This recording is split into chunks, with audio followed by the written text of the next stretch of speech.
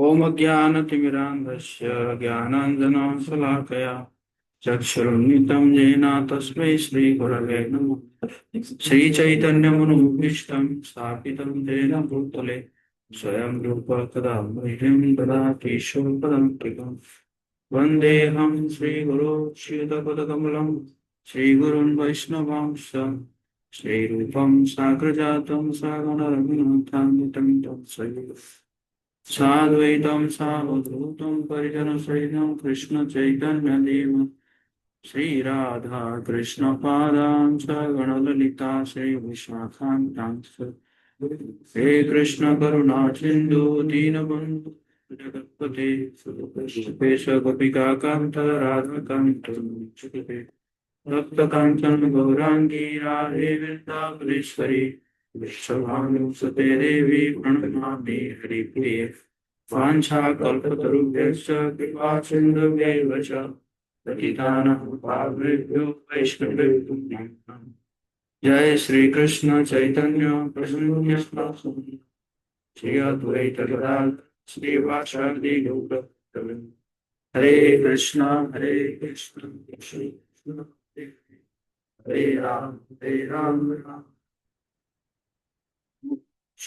कृष्ण कृष्णाय श्रीमते भक्तिवेदांत स्वामी नमस्ते सरस्वती देवी निर्विशेष विदेश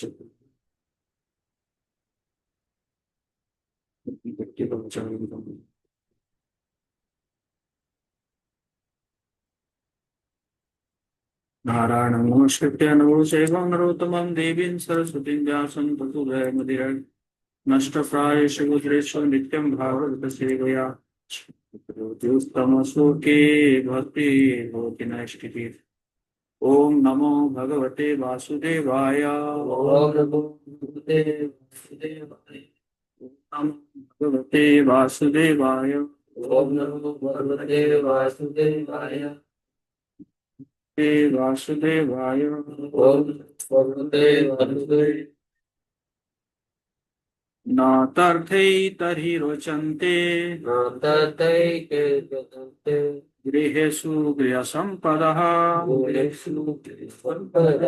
यदि न स्याद् गृहे माता पत्नी वा पतिदेवता व्यङ्ग्येऽर्थ इव प्राज्ञः को नाशासित दीनवतम्। चौथा स्कंद 26 अध्याय 15 नंबर श्लोक। धीरे श्लोक पढ़ो। राजा पुरंजन ने कहा, मेरी समझ में नहीं आ रहा है कि मेरे घर का राजा साज सामान पहले की भांति मुझे अच्छा क्यों नहीं लग रहा है। मैं सोच रहा हूँ कि यदि घर में माता अथवा पिता परायण पति परायण न हो तो पत्नी ना हो तो पत्नी न हो तो घर पहिए से विहीन रथ की तरह प्रतीत होता है। ऐसा कौन मूर्ख है जो ऐसे व्यर्थ के रथ पर बैठेगा। परम राजनीति के चाणक्य पंडित ने कहा, माता यस्य गृहे नास्ति भार्या का प्रियवादिनी अर्यनम तेन गंतव्यम यथा रनयम तथा गृहम। यदि किसी के घर पर अपनी माता या प्रियवादिनी पत्नी न हो तो उसे घर छोड़कर जंगल चले जाना चाहिए, क्योंकि उसके लिए जंगल तथा घर में कोई अंतर नहीं होता। इसमें अगर ये इसको पालन किया जाए तो 50% लोगों को घर छोड़ देना चाहिए। प्रियवादिनी पत्नी। हाँ। वास्तविक माता भगवत भक्ति है और असली पत्नी वह है जो भक्ति के कार्यों में अपने पति की सहायता करती है। सुखी घर के लिए ये दोनों बातें आवश्यक हैं। वास्तव में स्त्री को इस पुरुष की शक्ति माना जाता है। ऐतिहासिक दृष्टि से प्रत्येक पुरुष के पीछे या महापुरुष के पीछे या तो माता रही है या उसकी पत्नी। यदि घर में अच्छी पत्नी तथा माता हो तो गृहस्थ जीवन सुखी रहता है। ऐसी दशा में गृहस्थ के सारे कार्य तथा घर का सारा साज सम्मान समान मन को भाता है। भगवान चैतन्य महाप्रभु को अच्छी माता तथा प्रियवादिनी पत्नी दोनों प्राप्त थी और वे अपने घर में अत्यंत सुखी थे। फिर भी सारी मानवता के लाभ के लिए उन्होंने संन्यास ले लिया और अपनी माता तथा पत्नी दोनों को त्याग दिया। दूसरे शब्दों में घर पर सुखी रहने के लिए आवश्यक है कि माता तथा पत्नी दोनों रहे, अन्यथा गृहस्थ जीवन कोई अर्थ नहीं रहता। जब तक मनुष्य धर्म के क्षेत्र में बुद्धि द्वारा पथ प्रदर्शन प्राप्त नहीं करता और भगवान की भक्ति नहीं करता, तब तक उसका घर संत पुरुषों को प्रिय नहीं हो सकता।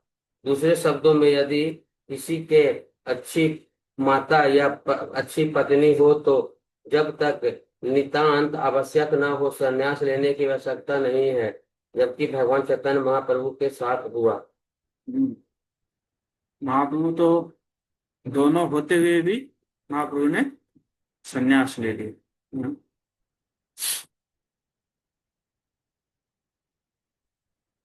को वर्तते सा ललना मजंतम व्यसनार्णवे मामुध्वरेतरप्रज्ञाम् दीपयन्ति पदे पदे। रोहित प्रभु। कृपा मुझे उस सुंदरी का पता बताओ जो मुझे सदैव संकट के समुद्र में डूबने से उभारती है और मुझे पग पग पर सद्बुद्धि सद्बुद्धि प्रदान करके बचाती है। तात्पर्य, अच्छी पत्नी का तथा सद्बुद्धि में कोई अंतर नहीं होता। जिसके सद्बुद्धि होती है वह ठीक से विचार विमर्श कर सकता है और अपने आप को संकट से बचा सकता है।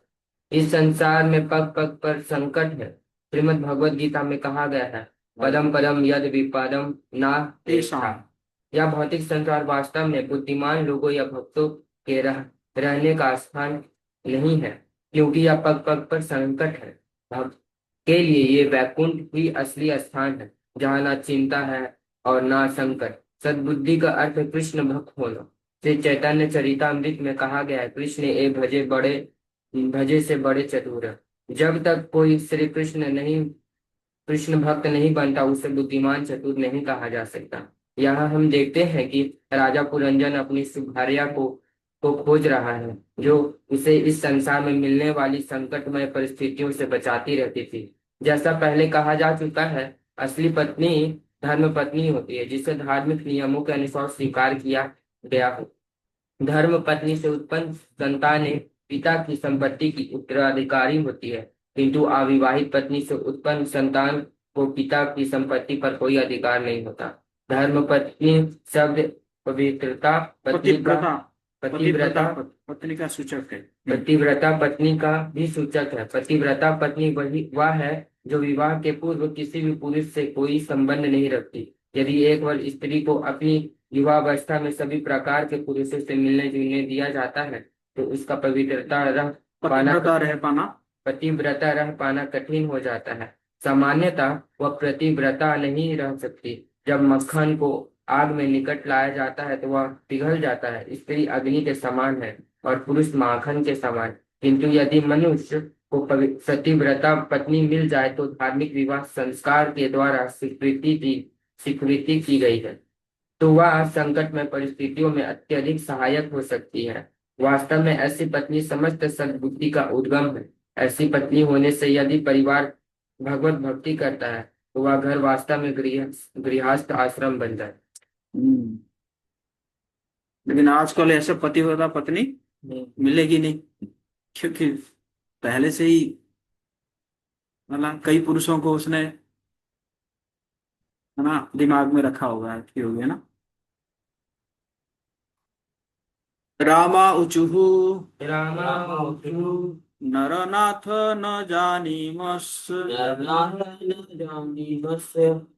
अस्त्वप्रिया यद्वया व्यवस्यति भूतले निरवस्तारे शयानां पश्य शत्रुहन्। अजीत। स्त्रियां ने राजा को संबोधित किया, एक प्रजा के स्वामी, हम यह नहीं जानते कि आखिर क्या ने क्यों ऐसी स्थिति बना रखी। ये शत्रुओं के संहारक फिरकर देखे, ये बिना बिस्तर के जमीन पर लेटी हुई। हम नहीं समझ पा रहे हैं कि वे ऐसा क्यों कर रही है। जब मनुष्य विष्णु भक्ति से रहित होता है तो वह अनेक पाप कर्म करता है।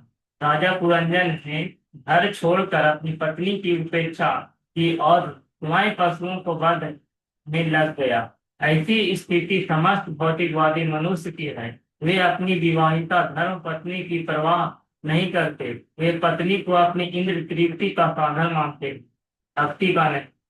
निर्वाध विषयी जीवन बिताने के लिए कर्मी कठोर श्रम करते हैं। उनका दृढ़ विश्वास है कि किसी भी स्त्री के साथ संभोग करके उसे धन देकर चुकता कर दो, मानो वह कोई व्यापार की वस्तु हो। इस प्रकार वे ऐसी भौतिक उपलब्धि के लिए कठोर श्रम करते हैं। ऐसे लोग अपनी सद्बुद्धि खो चुके होते। उन्हें अपने अंतःकरण में बुद्धि की खोज करनी चाहिए। जिस व्यक्ति की शास्त्र के नियमों के अनुसार विवाहित धर्म पत्नी नहीं होती, वह सदैव मोहग्रस्त बुद्धि वाला होता है। राजा पुरंजन की पत्नी भूमि पर लेटी थी क्योंकि पति द्वारा उसकी उपेक्षा हुई थी। वास्तव में पति द्वारा स्त्री की सदैव रक्षा होनी चाहिए। हम सभी कहते हैं कि लक्ष्मी जी नारायण के वक्ष स्थल पर विद्यमान है। दूसरे शब्दों में, स्त्री को अपनी पति की प्यारी और सुरक्षिता होना चाहिए। जिस प्रकार लोग धन बचाकर उसे अपने पास सुरक्षित रखते हैं, उसी तरह पत्नी की सुरक्षा अपने निजी देख रेख में की जानी चाहिए। जिस प्रकार बुद्धि सदैव विषय के भीतर होती है रहती है, उसी प्रकार साध्वी पत्नी को अपने प्रिय पति के हृदय में सदैव स्थान मिलना चाहिए। पति तथा पत्नी का यही वास्तविक संबंध है। इसीलिए पत्नी अर्धांगिनी कहलाती है। कोई एक पांव, एक हाथ और या शरीर के किसी एक अंग से काम नहीं चला सकता। इसी प्रकार पति या पत्नी को प्रकृति की व्यवस्था के अनुसार एक साथ रहना चाहिए। निम्न योनिया में विशेष रूप से पक्षी तथा पशुओं में नर तथा मादा साथ साथ रहते हैं। यह प्राकृतिक व्यवस्था है। इसी प्रकार मानव जीवन में पति तथा पत्नी एक साथ रहना आदर्श जीवन है। घर को भक्ति का स्थान होना चाहिए।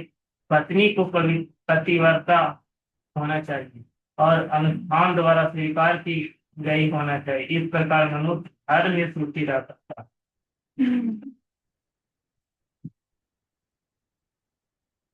नारद उवाच नारदोवाच रञ्जनः स्वमहिषीं पुनञ्जनः निरीक्ष्यावधूतां भुवि निरीक्ष्यावधूताम्बुलि तत्सङ्गन्मथितज्ञानो संगोमति वैक्लव्यं परमं ययो। सार्थको। और श्री नारद ने कहा, नारद ने कहा, हे राजा प्रसन्न करने जैसे ही राजा पुरंजन ने अपनी रानी को अवधूत की भांति पृथ्वी पर लेटे देखा, वह तुरंत मोहग्रस्त हो गई। तात्पर्य, इस श्लोक का अवधूता शब्द महत्वपूर्ण है क्योंकि यह उस साधु के लिए प्रयुक्त होता है जिसे अपने शरीर की सुधि बुद्धि नहीं रहती। क्योंकि रानी बिना बिस्तर के अस्त व्यस्त वस्त्रों सहित जमीन पर लेटी थी, इसलिए राजा पुरंजन अत्यधिक दुखी हुआ। और कौन है ऐसे लेटी थी? है कैकेयी। कैकेयी ऐसे लेटी हुई थी तो दशरथ महाराज देख के एकदम, है ना, मोहित हो गए, है ना, मतलब वो सहन नहीं कर पाए। बाप रे। लेकिन नहीं। ओके, आगे बढ़ो।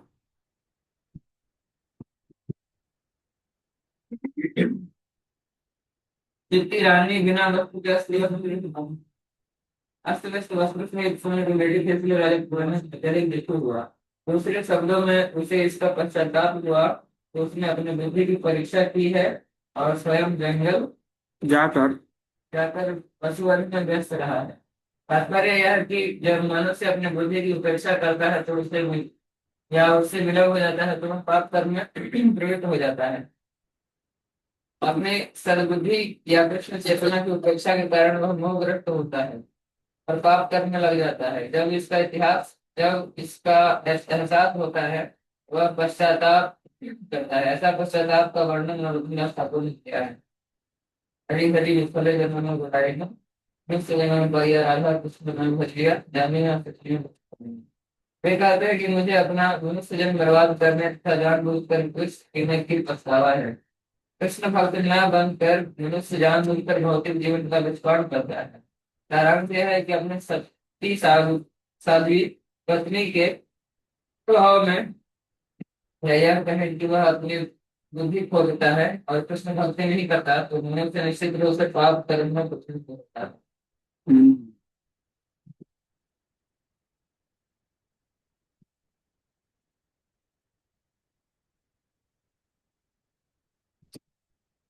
तो पहले से बताया गया था कि पत्नी मतलब पत्नी को सद बुद्धि के साथ तुलना किया जा रहा है ना। तो यहाँ पे कहा जा रहा है कि जब बुद्धि को हम है ना पास कर देते हैं, हम बुद्धि को एकदम छोड़ देते हैं, अपने मन से काम करते हैं, तो हमारे साथ ऐसे होता है।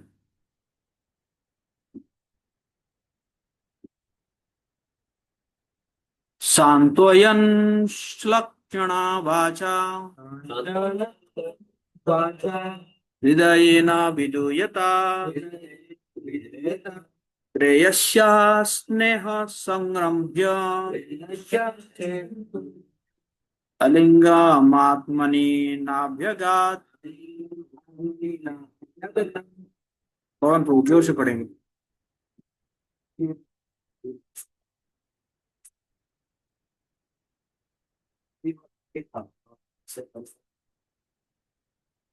तो उसने अपने प्राण की पत्नी के हृदय में पूर्वक पाए इतने अच्छे नहीं। राजा को अत्यंत दुख हुआ कि वो अपनी पत्नी को अकेले छोड़ पाप करने प्रेरित होकर जंगल चला गया। जब कोई अपने पाप कर्मों अर्थात तुलसी का पीता का सब बुद्धि को छोड़ने के लिए पश्चाताप करता है, भावसागर के बंधनों से छुटकारा पाने का उसका बात प्रशस्त हो जाता है। पराभवस्ता बदभोज जाए तो यावन जिज्ञासत आत्मतत्वम। अपनी कृष्ण रास्ता आत्म साक्षात्कार प्रति इच्छित हो बैठा है, तो वो पाप करने लगता है। कृष्ण भक्ति से दिव्य जीवन के सारे कार्य विफल विफल और जीवन को पराजय और कुरीतियों की ओर ले जाता है। स्वाभाविक है कि जिसे कृष्ण भक्ति प्राप्त होती है वो मनुष्य जीवन के पूर्ण पाप कर्मों के लिए पश्चाताप करता है। उसके भी स्वाभाविक जीवन में विद्या के चंगुल से छुटकारा पाया जा सकता है। पश्चाताप है, पश्चाताप बहुत जरूरी है ना। पश्चाताप में क्या करना पड़ता है प्रभु जी? पश्चाताप पश्चाताप मतलब रिपेंट करना है। हाय हाय जैसे जैसे आगे वो पिछले मरते उसमें ही से पिछले उसमें गा रहे थे ना। विफले जन्म गवाइनु मनुष्य जन्म पाया राधा कृष्ण ना भजिया जानिया सुनिया विश्व। मतलब पश्चाताप करना, हाय हाय देखो कितना समय मैंने बर्बाद कर दिया, हाय हाय। है ना। हरि हरि কবে মোরে হইবে সুদিন ভজিব শ্রী রাধা কৃষ্ণ भैया प्रेमाधीन। कब वो दिन आएगा मैं क्या करूंगा, राधा कृष्ण का भजन करूंगा प्रेम अधीन होगा। अभी क्या हो रहा, अभी तो ड्यूटी बाय ड्यूटी है, प्रभु जी बुला रहे हैं तो चलना पड़ेगा। चलो मजबूरी है। मजबूरी है कि नहीं। सुबह चैंटिंग करना ही पड़ेगा, क्या कर सकते, करना ही पड़ेगा प्रभु। आपको चारा ही नहीं है। सुबह सुबह उठना ही पड़ेगा प्रभु, मंगलारती में पहुंचना ही पड़ेगा प्रभु। है कि नहीं। अभी क्या हो रहा है, आउट ऑफ ड्यूटी है ना, क्या करे, सेट किया गया है। अभी अगर कह दिया जाए नहीं नहीं, अभी हम जो है मंगला आरती 6:30 बजे करेंगे। वाह, प्रभु जी बड़े उदार है। कि नहीं, है कि नहीं? तो क्या है कि जब लेकिन प्रेम के अधीन आ जाएगा, प्रेम के अधीन, हाँ, तब तो एकदम है। राधिका गोविंद बोली कांदिब उच्च स्वरे, ভিজিব সকল अंग नयनेर नीरे। जैसे ही राधिका गोविंद बोलूंगा, क्या हो जाएगा? भिजिब सकल अंग, सब सारे अंग जो है भीग जाएगा। कैसे? नयनर जले, अश्रु, अश्रु से। तो इसलिए क्या करना चाहिए? पश्चाताप करना चाहिए। मतलब अभी देखो कैसे कर रहा हूं, है ना? अभी तो अभी तो मूर्छित हो जाते हैं क्या, माला खिसक जाता है हाथ से। ओ, गिर गया माला, अरे बाप रे। ठीक से फिर से करना पड़ेगा, आधा माला गया। है कि नहीं? तो इसी प्रकार पश्चाताप करना है कि नहीं? पश्चाताप।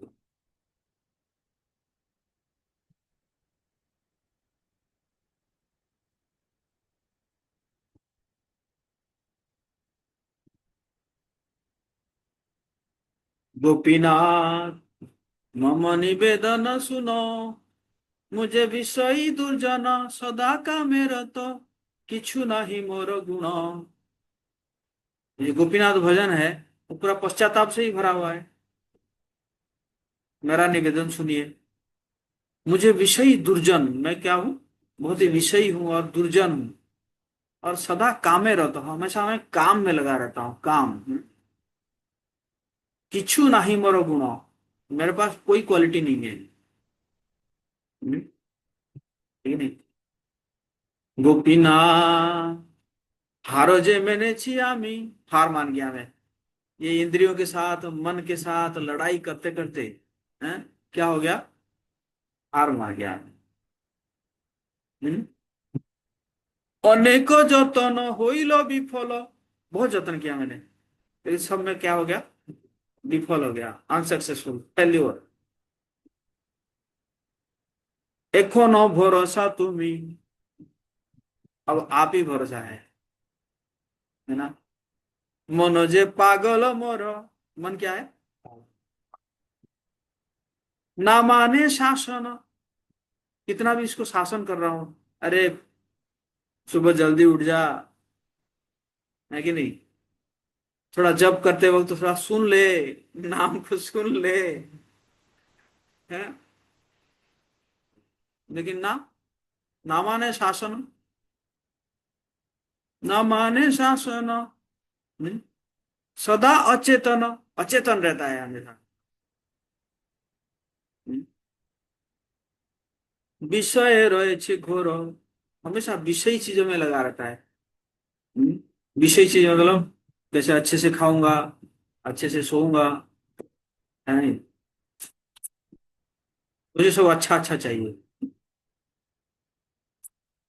तो ये क्या है? पश्चाताप है। इसलिए आप लोगों को मतलब वैष्णव भजन जो है ना, याद करना चाहिए हर हफ्ते। कर लीजिए कि ये इस हफ्ता में ये वैष्णव भजन को याद करूंगा। हाँ? क्या? वैसे एक महीने में 4 वैष्णव भजन आपको याद आ जाए, है कि नहीं?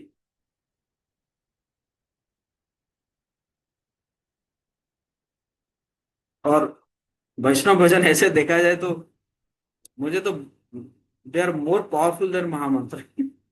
महामंत्र से भी ज्यादा पावरफुल मुझे लगता है।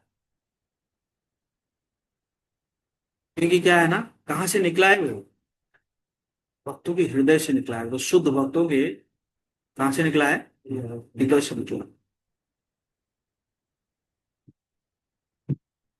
हमारे प्रभुपाद जी कहते थे कि नरोत्तम दास ठाकुर जी का जो सॉन्ग्स है, they are like thunderbolts, कैसे, वज्र जैसा है, जो कि क्या करेगा, हमारे हृदय में जो जो कलमश का पहाड़ है ना, वो पहाड़ को सब चूर्ण कर देगा। है ना? नरोत्तम दास ठाकुर का कोई भी भजन याद है आप लोगों को? क्या, कौन वो तो याद होगा। पूरा याद है? हैं? मिला भी सकते हैं। चलिए, हरि बोल बोल दीजिए। और हरि बोल है, याद करना चाहिए, वैष्णव भजन को याद कर लो।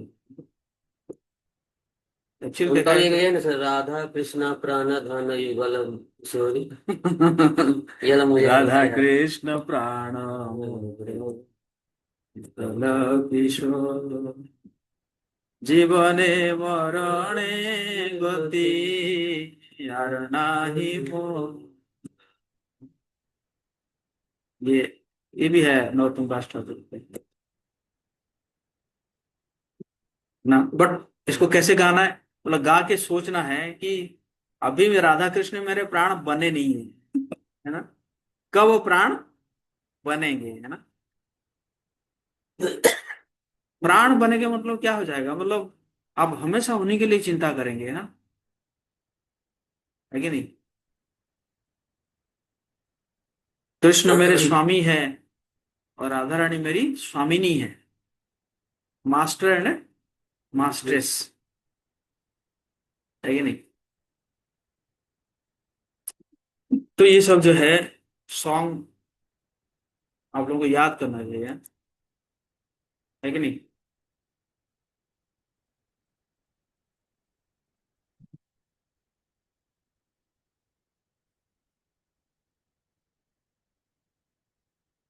हम्म।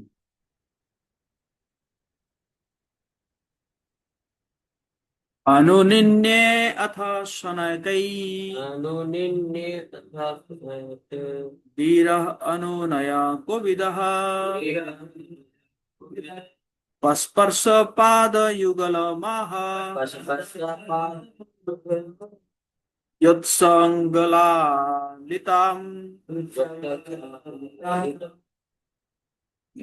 गौरव,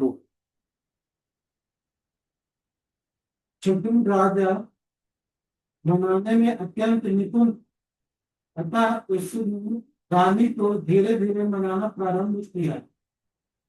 पहले उसने उसके दोनों पांव छुए, फिर उसका आलिंगन किया और अपनी गोद में बैठा कर इस प्रकार कहना प्रारंभ किया। ये एक्चुअली मतलब देखा जाए तो गृहस्थ लाइफ में पति पत्नी का ना नित्य लीला होता है ये। रोज की कहानी होती है कि नहीं। हम्म।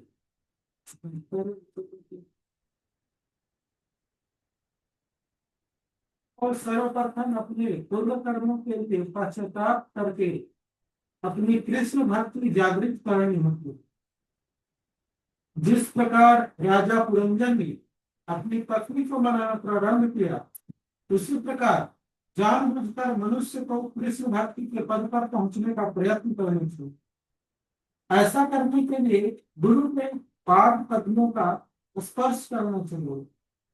स्वतः प्रयास से कृष्ण भक्ति प्राप्त नहीं हो सकती, अतः मनुष्य को चाहिए स्वरूप सिद्ध कृष्ण भक्त के पास पहुंचकर इसके चरण कमलों का स्पर्श करे। इसलिए प्रहलाद महाराज भागवतम 7.5.32 में कहते हैं,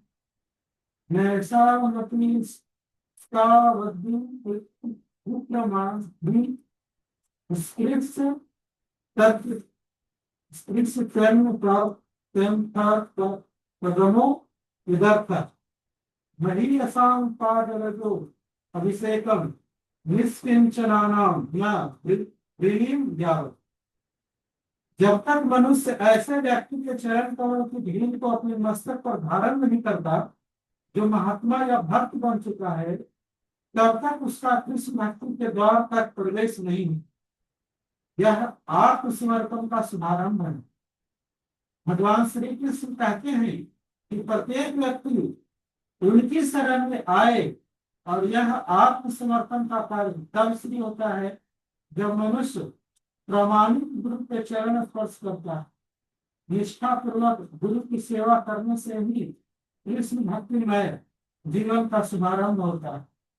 गुरु के चरण स्पर्श करने का अर्थ है मिथ्या गर्व का त्याग और भौतिक जगत में अपने पद पर व्यर्थ न फूलना। जो लोग अपने उच्च स्थान के कारण दिखाई भौतिक जीवन के अंधकार में रहते हैं, जैसे तथाकथित वैज्ञानिक एवं विचारक, वे वास्तव में नास्तिक। वे प्रत्येक वस्तु के चरम कारण को नहीं जानते, यद्यपि वे मोहग्रस्त हैं, किंतु वे ऐसे व्यक्ति के चरम कारणों का आत्मसमर्पण करने में हिचकते हैं जो वस्तुओं को उनके सही सही रूप में जानता है। दूसरे शब्दों में केवल कोई ज्ञान से कृष्ण भक्ति जागृत नहीं की जा सकती। मनुष्य को प्रमाणिक शरण में जाना ही होगा, इस विधि से उसे सहायता मिल सकती। बहुत सुंदर श्लोक है ना। प्रहलाद महाराज कह रहे हैं जब तक मनुष्य ऐसे व्यक्तियों के चरण कमलों की धूल को अपने मस्तक पर धारण नहीं करता जो महात्मा या भक्त बन चुका है, तब तक उसका कृष्ण भक्ति के द्वार तक प्रवेश नहीं होता है ना। इसलिए है ना, शुद्ध भक्त चरण रेणु है भजन अनुकूल, भक्ति अनुकूल है ना। तो भक्तों का चरण रस को लेना चाहिए, है कि नहीं। सुबह जब हम प्रणाम करते हैं ना, वैष्णव को प्रणाम करते हैं, तो हमें ये सोचना चाहिए कि इस जगह में वैष्णव गए हैं तो इनका चरण धूली पड़ा हुआ है ना, उसको लेके माथे पे लगाना चाहिए ना। तो इसे तो लगाने से लग जाता है, ये होगा। हाँ, बट सोचना चाहिए ना, सोचना चाहिए कि हाँ सही। मैं देखा हूँ हमारे दिल्ली में ब्रह्मचर्य आश्रम में भक्त लोग झाड़ू लगाते थे अपने रूम में। झाड़ू लगाएंगे, जो धूल निकलेगा ना तो पहले वो धूल से ऐसे माथे पे लगाएंगे, मतलब कई भक्त आए होंगे ना रूम में उसके बाद फिर वो धूल लेके फेंकेंगे। हाँ? तो इसी प्रकार जब हम धाम जाते हैं, धाम जाते हैं तो उस धूल को भी लगाना चाहिए। क्यों? क्योंकि उसी में भक्त लोग जाते रहते हैं। भक्त लोग जैसे गोवर्धन परिक्रमा करते हैं, लिटरली सब लोग तो खाली पैर ही करते हैं ना, तो खाली पैर परिक्रमा करते हैं, तो उसका धूल भी माथे पे लगाना चाहिए।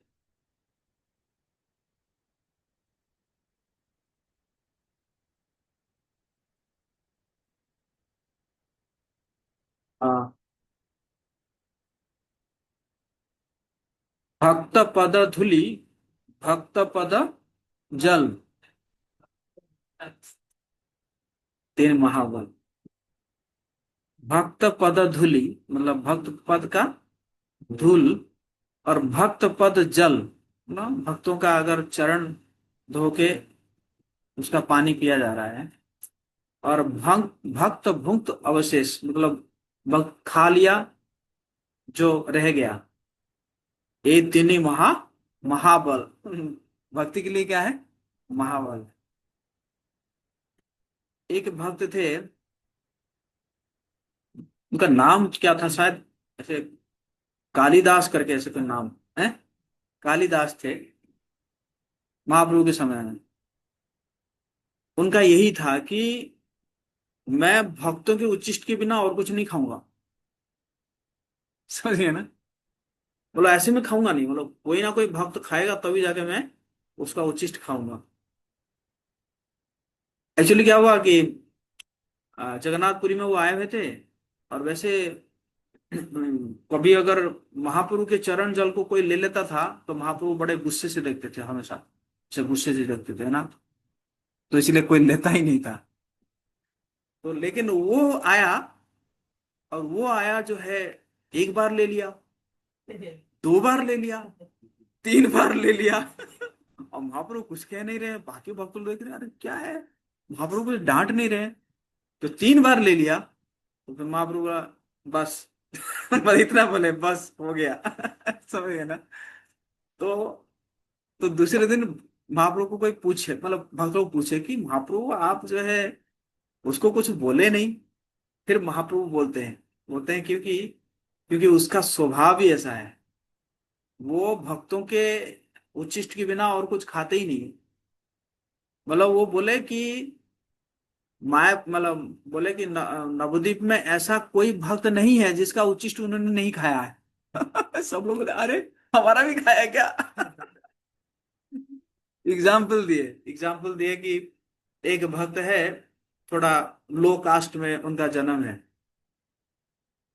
तो वो बड़े ध्यान रखते हैं कि ना हमारा उच्छिष्ट कोई नहीं खाए।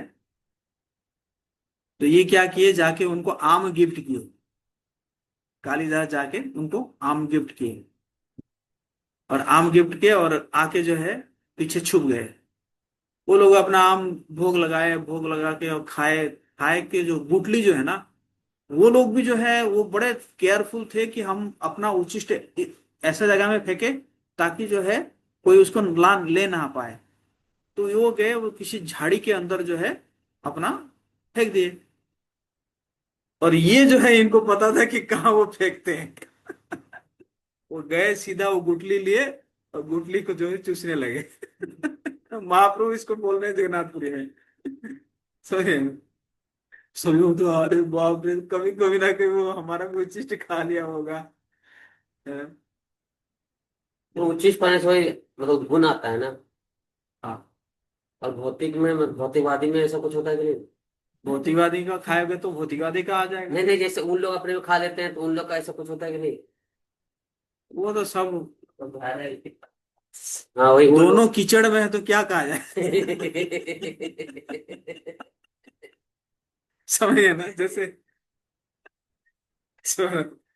लो, आप देखो, आपका पूरा एकदम जैसे रोहित प्रभु है कि नहीं, पूरा एकदम साफ साफ कपड़ा पहने हुए है ना, तो मैंने थोड़ा कीचड़ यहाँ पे लगा दिया, ऐसे कुछ लगा दिया, है ना, तो क्या होगा, दिखने लगे। कीचड़, कीचड़ है प्रभु, हम्म। अरे उसको धो देते, कीचड़ है, कीचड़ है ना। बट पवन को मत सोचिएगा, पवन को पूरा कीचड़ में ही, है ना, अभी होली खेल के आए हैं, है कि नहीं, आए हैं, और उसमें अगर हम 2-4 और मार दे, कोई फर्क पड़ेगा, कुछ फर्क पड़ेगा, कुछ दिखेगा, आप जो मारोगे उसको कुछ दिखेगा, नहीं दिखेगा ना। तो संसार के लोग ऐसा ही है ना, उनके लिए वो एज, मतलब वो स्वाभाविक है ना। जैसे जैसे हम लोग है ना, हम लोगों के मन में, मतलब कभी भी कोई स्त्री की चिंता आ जाती है, तो फिर हम कहते कैसे आ गया, है ना, कैसे आ गया, है ना, भगवान की चिंता आना चाहिए, प्रेयर करने कैसे, लगते हैं। कैसे आ गया ये, मतलब क्या हुआ, थोड़ा सा आ गया तो, है ना। लेकिन संसार के लोग क्या है, उनको वही क्या, तो कहते हैं। उनके लिए वो तो हजारों स्त्री के बारे में सोचते रहते हैं, लेकिन उनको कोई फर्क नहीं पड़ता, है ना। इसलिए इसलिए मतलब ऐसे सोचा जाता है कि जितने हमारे वैष्णव है वो ऐसा कैसे लिखे हैं सब, ऐसा भजन लिखे हैं जैसे कोई भौतिकवादी हो, है ना। जैसे भक्ति विनोद ठाकुर लिख रहे हैं, हमें तो कामेर दास,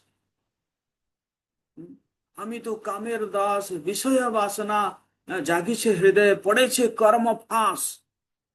कौन लिख रहे हैं, भक्ति विनोद ठाकुर, जो कि एक मंजरी है, भगवान की लीला में एक मंजरी है, वो लिख रहे हैं अमी तो कामेर दास, मतलब मैं तो काम का दास हूं। क्या ऐसा है कि वो क्या वो क्या क्या उससे दिखावा कर रहे हैं क्या, कि देखो मैं कितना विनम्र हूं, मैं ऐसे लिख रहा हूं, मुझे लोग महान माना, ऐसा लिख रहे हैं क्या? नो, वो फील कर रहे हैं। क्यों फील कर रहे हैं? वो फील इसलिए कर रहे हैं, देखो मतलब जैसे व्हाइट बोर्ड है ना, तो व्हाइट बोर्ड में कहीं पे अगर अगर छोटा सा डॉट ब्लैक स्पॉट भी लगा दिया जाए तो वो क्या दिखता है? उसी बहुत वक्त है। प्रोमिनेंट दिखता है। एक छोटा सा है, बट ब्लैक बोर्ड में आप कितना भी ब्लैक स्पॉट दिखा कर दो, वो दिखेगा नहीं ना। तो इसी प्रकार कहीं ना कहीं अगर कुछ अगर आभास आता है, उनको वो क्या दिखता है? बहुत ही प्रोमिनेंट दिखता है। सही में मैं काम का दास हूं, जबकि है नहीं। समझ गया ना? আমার জীবন সদা পাপে রত, আমার জীवन सदा पापे रत, नाही को पुण्य लेश। लिख रहे हैं मेरा जीवन जो है क्या है? सदा पापे रत है। कौन है? एक आचार्य है, जिन्होंने जो है कई भक्ति को मतलब भक्ति के संप्रदाय को उन्होंने स्थापित किया है। उनको सातवां गोस्वामी बोला जाता है।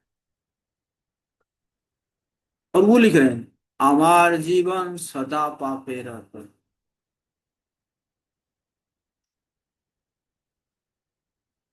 है ना। जो भक्ति के मतलब उस स्टेज में पहुंचने के बाद व्यक्ति का पश्चाताप और बढ़ जाता है। समझ गए ना? जितना आप ऊपर जाएंगे उतना क्या होगा? पश्चाताप जो है ना और बढ़ जाएगा, और बढ़ जाएगा, और बढ़ जाएगा।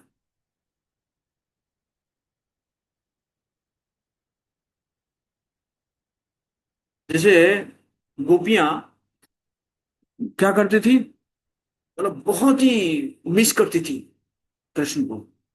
इतना मिस करती थी ना, मिस करती थी कि भाई कई दिनों तो खा नहीं रहे हैं, चूल्हा में मकड़ी लग गया, चूल्हा में मकड़ी लग गया। बट वो जो सेपरेशन फील कर रहे हैं, दैट इज ऑल्सो कृष्ण। वो कौन है? कृष्ण। मतलब वो जो विरह महसूस कर रहे हैं, इसका मतलब क्या है? कृष्ण उनके साथ है।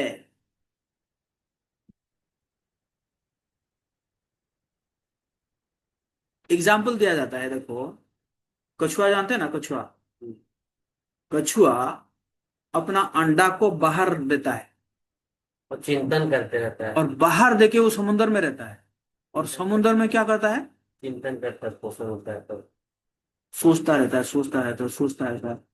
सोचते सोचते अंडे में जो है वो बढ़ जाता है, क्या बोलते हैं, उसके अंदर बढ़ जाता है, और फिर अंडा फूट के कछुआ निकल आता है। तो चिंतन से। चिंतन से। जब कछुआ एक छोटा सा जीव है, वो अपने चिंतन से अंडा को पोषण किया, तो क्या आपके चिंतन में भगवान नहीं रहेंगे? अगर आप चिंतन कर रहे हैं भगवान जी का, हैं? भगवान तो ऐसे ही कि भाई कोई अगर गलती से भी ले लेता है, भगवान तो कहते हैं कि बार गलती से मेरा नाम ले लिया, मतलब गलती भी नहीं सोचते कि हाँ मेरा नाम मेरा लिया नाम है। है। और जो ऐसे चिंतन कर रहा है, हाय हाय हाय हाय, कहाँ है आप? क्यों मैं आपको भजन नहीं कर पा रहा हूं? इसका मतलब क्या है? कृष्ण उसके साथ है ना? समझ गए ना? इस प्रकार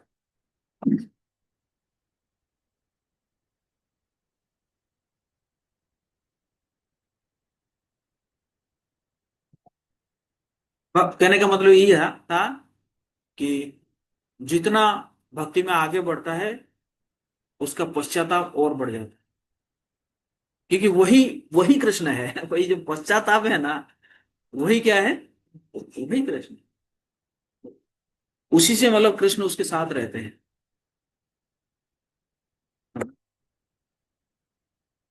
पुरंजनो वाच पुरंजनुवाच नम तु अकृत पुण्यः तो ते भूत्या येषु ईश्वरा शुभे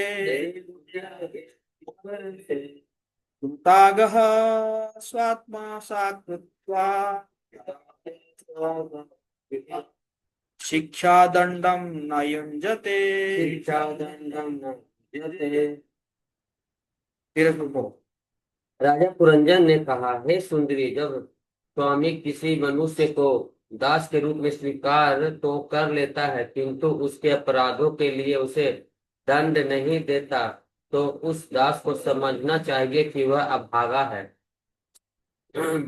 वैदिक सभ्यता के अनुसार घरेलू पशुओं तथा दासों के साथ अपने पुत्र के तुल्य व्यवहार करना चाहिए। कभी कभी घरेलू पशु तथा बालक बालक किसी बदले की भावना से नहीं अपितु प्यार वश दंडित किए जाते हैं। इसी तरह कभी कभी स्वामी अपने दास को रास्ते पर लाने के लिए किसी बदले की भावना से नहीं वरन प्यार वश दंड देता है। इस प्रकार राजा पुरंजन ने अपनी पत्नी द्वारा दिए गए दंड को अपने ऊपर किया गया अनुग्रह समझा।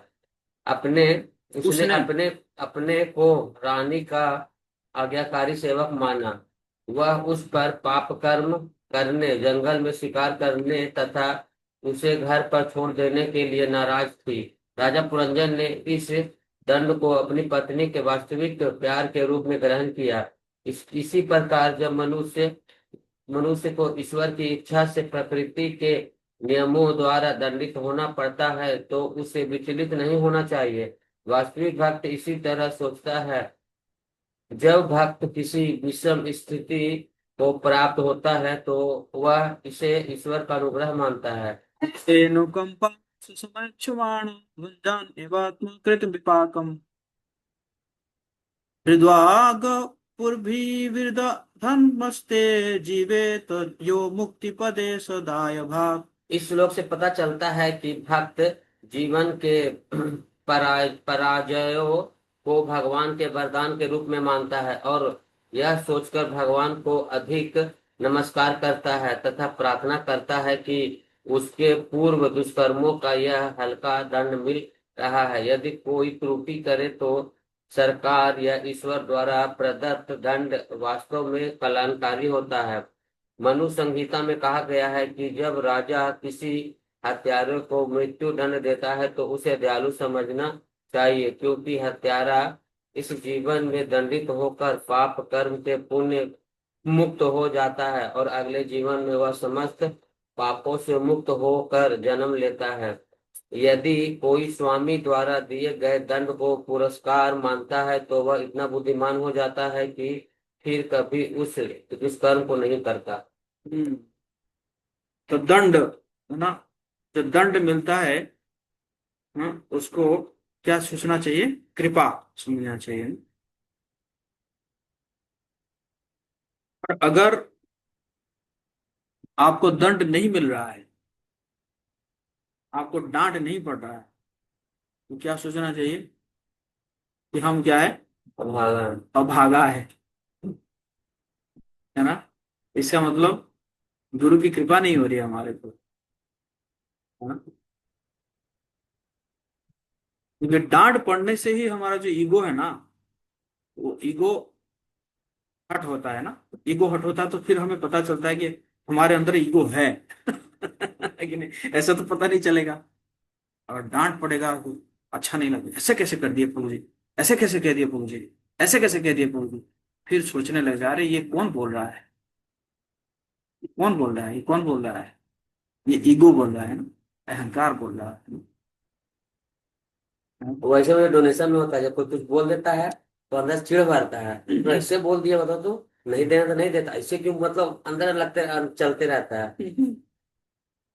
है ना। तो डिसाइड करते हुए जाएंगे।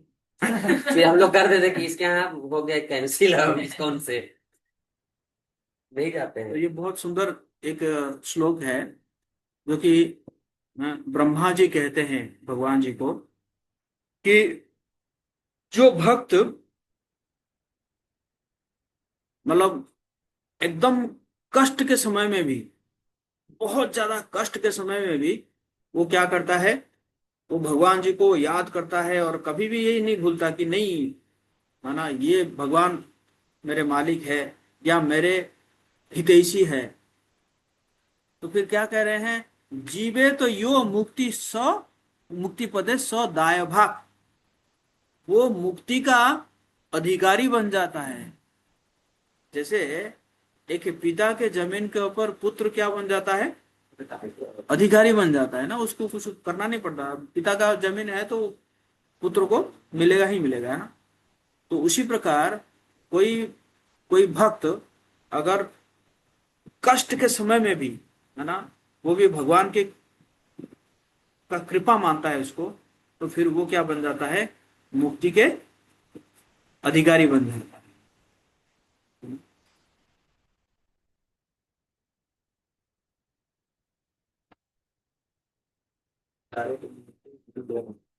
हाँ, वो आगे लिखना है, अन्य जीवन लोग समस्त पाप से मुक्त होकर जन्म लेते, फिर नरक में इसमें बैठे नहीं। नहीं, अगर अगर फांसी हो गया ना, तो फिर वो नरक नहीं जाएगा। अगर सही में फांसी दंड मिल गया किसी को, तो नरक नहीं जाएगा। पुलिस लोग देता है, इधर तो पुलिस लोग देता है, मतलब फांसी दे दिया हाँ, तो नहीं लोग नहीं, फिर। पुलिस लोग मतलब अगर पाप के लिए उसको दंड मिला है, हाँ। सही में अगर मिला है उसको दंड, तो नहीं जाएगा वो, नरक नहीं जाएगा। फांसी दे दिया मतलब उसका पाप कट गया। इसीलिए राजा को क्या कहा गया है, दयालु कहा गया है। फांसी अगर नहीं देगा तो क्या होगा, अगर वो मर भी जाता है तो नेक्स्ट जीवन में वो कर्म फिर उसको भुगतना पड़ेगा। और किसको उम्र कैद का सजा मिल गया तो भी तो दंड तो हाँ, देगा तो। न? पुलिस वाला दे दिया था, कहाँ जाए। जाइए सर।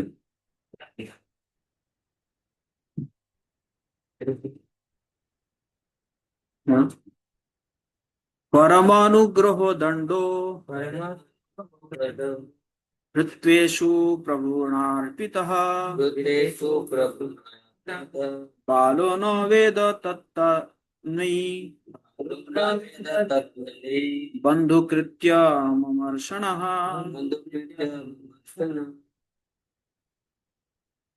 पढ़ो रोहित। हे त्वंगी, जब कोई स्वामी अपने सेवक को दंड देता है तो उसे परम अनुग्रह समझकर स्वीकार कर लेना चाहिए। जो क्रुद्ध होता है वह अत्यंत मूर्ख, और वह यह नहीं जानता कि ऐसा करना उसके मित्र का कर्तव्य होता है। तात्पर्य, कहा जाता है कि यदि मूर्ख को अच्छी बात सिखाई जाए तो वह उसे नहीं मानता, उल्टे वह क्रोध होता है। ऐसे क्रोध की उपमा सर्प विष से दी जाती है, क्योंकि जब सांप को दूध और केला खिलाया जाता है तो इससे उसका विष बढ़ता ही है। दयालु और नम्र होने की बजाय अच्छी वस्तुएं खिलाए जाने पर सर्प अपना विष बढ़ाता है। इस प्रकार मूर्ख को उपदेश देने पर वह अपने को सुधारने के बजाय उल्टा क्रोध हो।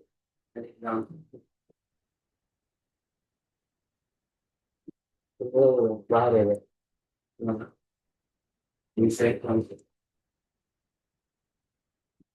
हम्म।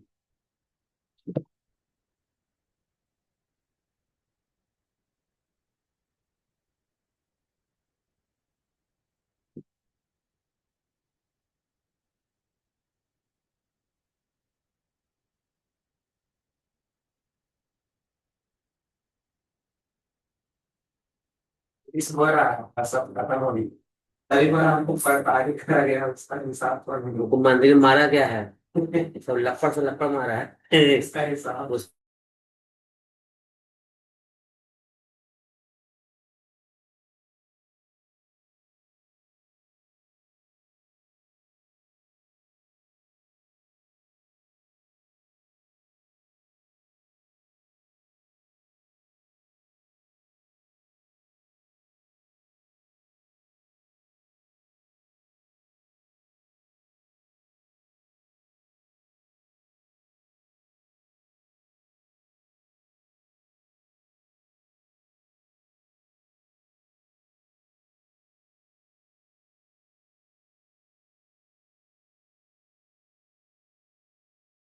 छोड़ दिए।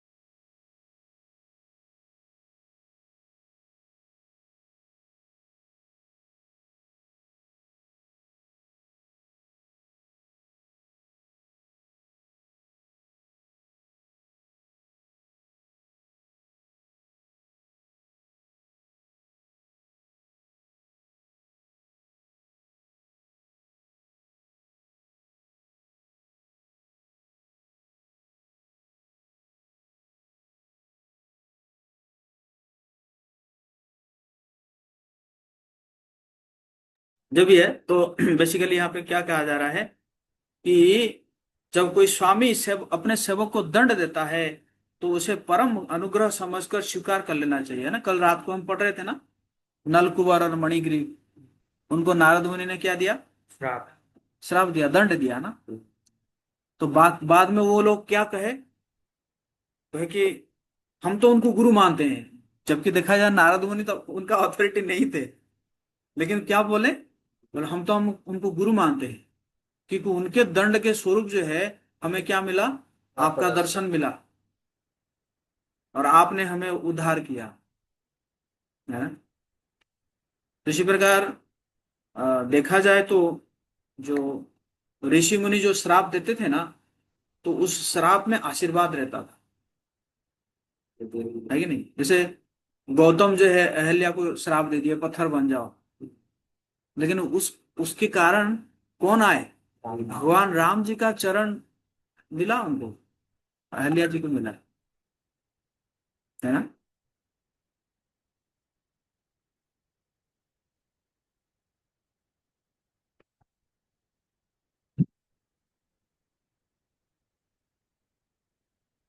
सात्वं मुखं सुदति सुब्बनुराग भार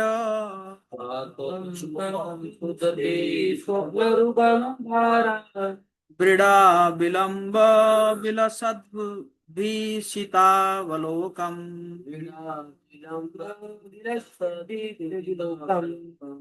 नीलालकाली गिरुपस्कृत मुन्नसं नः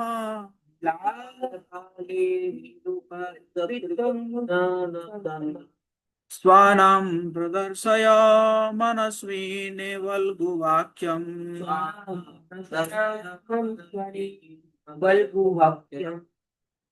अजित।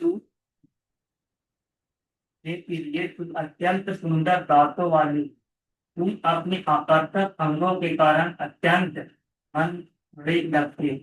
तुम अपना क्रोध त्याग कर मुझ पर कृपा करो और अत्यंत प्यार से तनिक मुस्कुराओ। जब मैं तुम्हारे सुंदर मुख मंडल की मुस्कान, तुम्हारे नीले रंग वाले बाल एवं तुम्हारी उन्नत नासिका देखूंगा तथा तुम्हारे मीठे वचनों को सुनूंगा, तब तो तुम मुझे और भी सुंदर लगोगी और अपनी ओर आकृष्ट करती प्रतीत होगी। तुम मेरी अत्यंत आदरणीय स्वामी हो। अष्टांग त्रैण पति पति अपनी पत्नी की दाम बाह्य सुंदरता और सुंदरता से आकृष्ट होकर उसका आज्ञाकारी दास बनना चाहता है।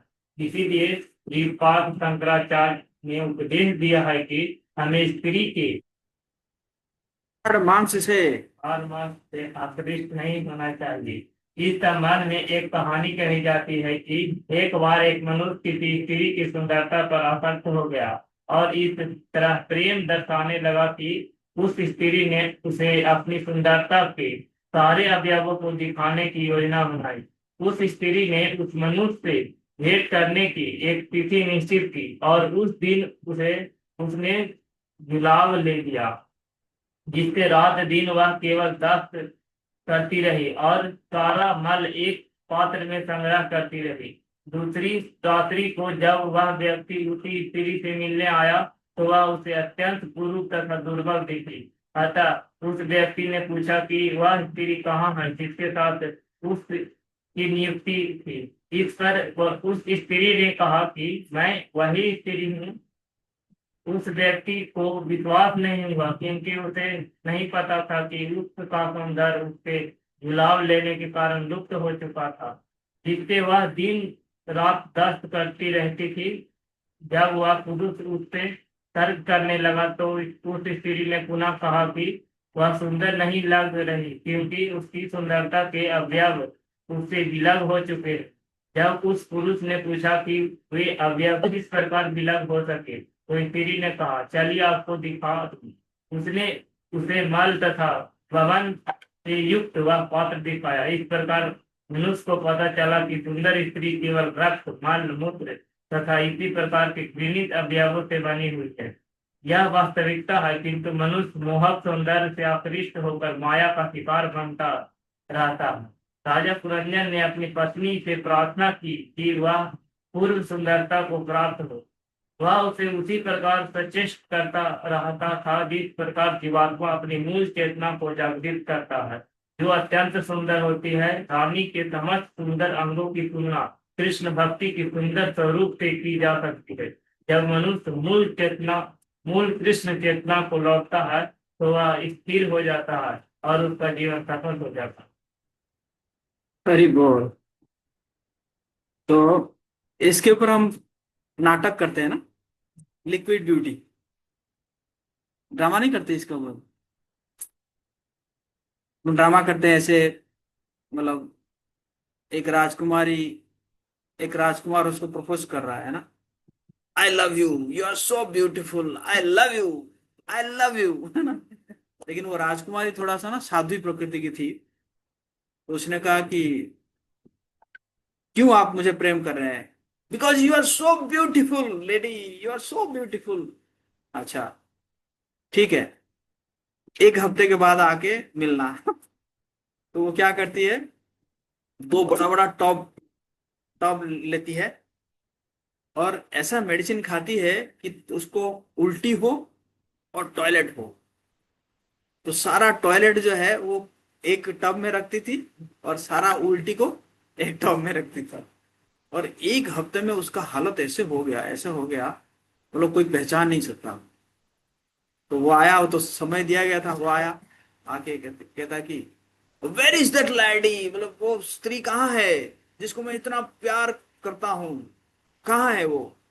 लेकिन वो जो दरवाजा खोली, कौन खोली, वही खोली। तो वो बोली वो तो मैं हूं। ना, तुम नहीं हो सकती, अरे वो तो कितनी सुंदर थी और तुम। अच्छा आओ दिखाती हूँ तुम्हें मेरी सुंदरता कहाँ गई। लेके दिखाती है कि एक में क्या है, टॉयलेट है और एक में उल्टी है, उनको मेरी सुंदरता सब इसी में है ना, है कि नहीं। तो देखा जाए क्या है ना, ये एक्चुअली सुंदर स्त्री भी जो है ना, वो भी एक माया का, ना माया का स्वरूप है कि नहीं। क्योंकि सुंदर स्त्री से मतलब ज्यादा से ज्यादा पुरुष आसक्त, और कम से कम उसका जो, उसका हस्बैंड जो है वो हमेशा अटैच रहता है, आसक्त रहता है कि नहीं। और देखा जाए तो मैं सच बताऊं कि जितने सुंदर स्त्री होते हैं ना, उतने बीमार होते हैं, उतने बीमार होंगे और वो परेशान हो जाता है मतलब, जो जो जिसकी जिसकी पत्नी होती है ना, वो बस यही तो कहता है कि हमारी मेरी पत्नी सुंदर है, लेकिन सबसे ज्यादा बीमार कौन रहती है, वही लोग रहते हैं। मतलब ये पूरा है ना, पूरा माया का सजावट है। जो कहते हैं कि क्या है, पैकिंग टेक्नोलॉजी है ना, पैकिंग इतना बढ़िया कर दो, है ना, एक फ्रिज को इतना बढ़िया पैकिंग कर दो कि वो अंटार्कटिका में बिक जाएगा। अंटार्कटिका में फ्रिज की क्या जरूरत है, और उसको ऐसे पैकिंग कर दो कि कहाँ बिक जाएगा, अंटार्कटिका में मिल जाएगा। उसी प्रकार है, देखा जाए तो स्त्री के शरीर से 1 सेंटीमीटर मीटर अगर जो है लेयर निकाल दिया जाए शरीर से, कोई जाएगा उसके पास। वही देखो, वही हीरोइन है, उसके आगे पीछे लड़के घूमते रहते हैं, मतलब लोग इतने घूमते रहते हैं, और जब मर जाती है तो आसपास भी नहीं जाते, है ना। तो क्या है, ये भ्रम है, माया का भ्रम है ना। माया का काम क्या है? कृष्ण कृष्ण को भुलाना।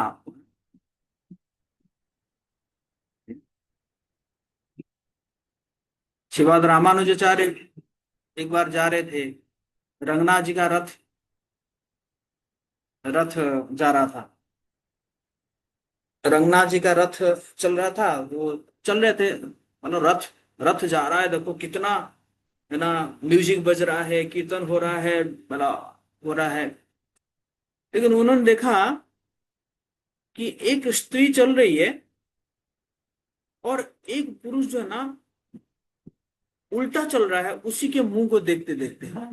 अब इमेजिन कर सकते हैं, मतलब वो स्त्री चल रही है, और उसका पुरुष जो है, उसका जो है ना, वो उसके सामने उल्टा होके चल रहा है, और रथ जा रहा है, कोई उसको मतलब है नहीं। क्या हो गया? तो मतलब रामानुजाचार्य को दया आया उस व्यक्ति के ऊपर, मतलब एक स्त्री के रूप के प्रति वो इतना आकर्षित है, इतना वो है कि भगवान जी का रथ जा रहा है, उसको कोई फर्क नहीं पड़ रहा है। तो अपने शिष्यों के साथ उसको बुलाए, कहते कि उसको बुला के लाना। तो बुलाए, बोले रंगनाथ जी का रथ जा रहा था, और तुम जो है उस स्त्री को देख के जा रहे थे, क्या कारण है? कुछ इसका कुछ पर्पट बताएंगे? उसने कहा कि मेरी स्त्री का जो आंखें हैं ना, ऐसे आंखें किसी के पास नहीं है, और मैं उस आंखें से फिदा हूं, और इसीलिए मुझे हमेशा उसकी आंखों को देखने में, मतलब उसकी आंखों को देखता हूं तो मैं, ऐसा लगता है कि मैं अमृत पी रहा हूं। तो रामानुजर कहे कि उससे बढ़िया आंखें अगर दिखा दो तो? बोला छोड़ दूंगा। बोला छोड़ दूंगा। बोला ठीक है, शाम को आओ, दिखाऊंगा तुम्हें। शाम को आ जाओ। और रामानुजर जो है रंगनाथ से प्रार्थना की है कि आप अपना असली आंखें उसको दिखा देना। प्रार्थना की है रंगनाथ जी को। शाम के समय आया, आके जैसे ही आरती में पहुंचा और आरती हो रही है, और रंगनाथ ने अपना आंखें दिखा दी उसको। फिदा हो गया। फिदा हो गया। मंदिर में रह गया आज ना। उसका नाम क्या था? हाँ हाँ हाँ। अपने पत्नी के साथ आके पूरा मंदिर में फुल टाइम हो गया। ऐसा फुल टाइम हो गया कि आगे जाके ब्रह्मचारियों के लिए भी आइडियल बन गया वो। सही है ना। मतलब ब्रह्मचारी लोग जो है उनको ऐसे वो करते हैं, गृहस्थ कहीं का गिरा हुआ, है ना, फलन फलन सोल्स ऐसे बोल रहे थे उनको। तो रामानुजाचार्य एक बार दिखाना चाह रहे थे कि उसके अंदर कितना वैराग्य है और तुम्हारे अंदर कितना वैराग्य है। तो क्या किए, एक एक डिसाइपल तो सेट किए, वो पूरा एकदम बनाए, पूरा एकदम ड्रामा बनाए। रामानुजाचार्य तो बोले तुम जाना, जब उसकी पत्नी सोई होगी, तुम जाना और जाके क्या करना, उसके उसके कानों से अलंकार निकालना। तो वो भक्त गया, वो पत्नी सोई हुई है, हस्बैंड नहीं थे। तो वो जाके क्या किया, ऐसा धीरे से जो है कान से अलंकार निकाला। तो जैसे अलंकार निकाला, तो उसकी पत्नी ने करवट बदल दी। क्या की? करवट बदल। तो इसको लगा कि शायद वो जग गई। तो भाग गया। रामानुजन बोले थे कि तुम वेट करना और सुनना कि उसके हस्बैंड आने के बाद क्या हो रहा है, वार्तालाप क्या हो रहा है। तो उसका हस्बैंड आया। आने के बाद उसकी पत्नी ने कहा लगता है हमारे गुरु महाराज जी को कुछ पैसों की जरूरत है, धन की जरूरत है। मैं क्यों ऐसे क्यों कह रही है? कह रही है कि एक एक जो है उनके शिष्य जो है आके, मैं सोई हुई थी तो कान से जो है एक निकाली, और मैं करवट बदल दी ताकि वो दूसरे कान से दूसरा निकाल लेंगे, लेकिन वो डर के मारे जो है भाग गए। तुम क्यों करवट बदल रही थी? वो मैं तो इसलिए कब बदल रही थी कि ताकि दूसरे कान से भी निकाल ले। तो ये वार्ता को उन्होंने सुना, कौन? रामानुज। दूसरे दिन क्या हुआ, रामानुज ने उनको बताया, तो ये जब ब्रह्मचारी सब जाएंगे ना बाथरूम में, स्नान करने जाएंगे, मतलब बाथरूम तो नहीं, तालाब था, जो स्नान करने जाएंगे, तुम एक काम करना, उनका कॉपिन अदल बदल कर देना। समझ गए ना? इसका कॉपिन उसके, उसका कॉपिन। स्नान करके आए तो जब वह देखे कि इसका को मतलब मेरा कॉपिन नहीं है, मेरा कॉपिन, और लड़ाई करने लगे ब्रह्मचारी लोग। अरे मेरा कॉपिन तूने ले लिया, तू कैसे लड़ाई करने लगे। फिर रामानुज जी का आचार्य क्या किए, सबको बुलाए, ब्रह्मचारी लोगों को बुलाए, और वो दोनों को भी गृह से बोले, बुला के बोले, बोले ये देखो, ये मैंने ड्रामा सेट किया था, इससे आपको क्या सीख मिल रहा है? जो अलंकार जो है, वो चाह मतलब अलंकार देने के लिए वो करवट बदल दी, और आप लोगों का कॉपी इधर उधर हो गया तो